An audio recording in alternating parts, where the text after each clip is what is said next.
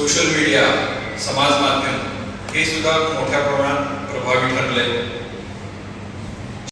तुम्हा सर्वांकडे आहे संवादाचं माध्यम.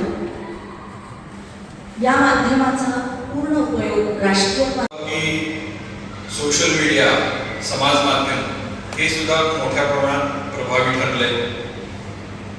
ज्या पद्धती परंपरा आहे त्याच्यातून घडलेला हा जो काही आपला सगळा समाज आहे त्याच्यामध्ये